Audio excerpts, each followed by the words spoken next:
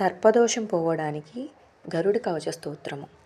ఇది చదివినా విన్నా చాలా శ్రేష్టము. సర్పదోషాలు పోవడానికి బాగా ఉపయోగపడుతుందన్నమాట. అస్య శ్రీ గరుడ కవచ స్తోత్ర మంత్యస్య నారద ఋషి వైనతేయే దేవత అనుష్టాప్ఛందః మమ గరుడ ప్రసాద సిద్ధ్యతే జపే వినియోగః. ఇప్పుడు మనము కవచ సూత్రంలోకి వెళ్ళిపోతాము.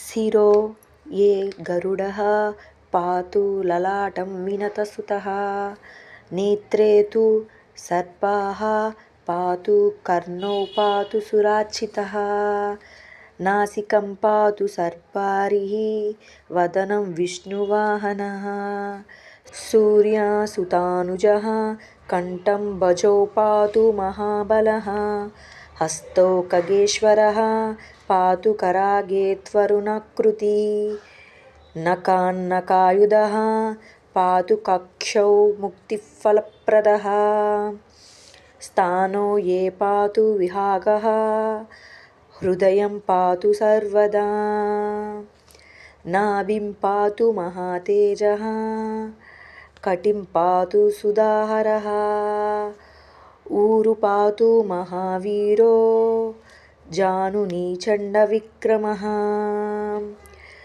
జంగేర్ధునాయుద్ధః పాతు గల్పో విష్ణురథः సదా సువర్ణః పాతు ఏ పాదౌ తత్కన్యాం పాదాంగుళీ తదా రోమాకుపాని మే వీరః త్వం పాతు భయాపః. ఇత్యేవం దివ్యకవచం పాపఘ్నం సర్వకామదాం యః పఠేత్ ప్రాతుద్ధాయ విశేషం ప్రణశ్రుతి త్రిసంధ్యం యః పఠే నిత్యం బంధనాద్ ముచ్యతే నరః ద్వాదశాహం పఠేదస్తు ముచ్యతే శత్రుబంధనాత్ ఏకవారం పఠేద్యస్తు ముచ్యతే సర్వకిలిద్దిశైః వజ్రపంజరనామేదం కవచం బంధయోచనం. ఇది శ్రీ గరుడ కవచ స్తోత్రం సంపూర్ణం.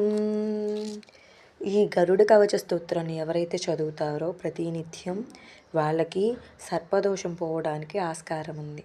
సర్పదోషాలు పోగొట్టుకోవాలనుకునే వాళ్ళు రోజుకొకసారైనా లేకపోతే రోజుకు 3 సార్లు అయినా లేకపోతే అలాగ చదువుకుంటే సర్పదోషం నుంచి విముక్తి కలుగుతుంది. ఈ వీడియో కనుక నచ్చితే ప్లీజ్ లైక్ చేయండి, సబ్స్క్రైబ్ చేయండి. Thank you.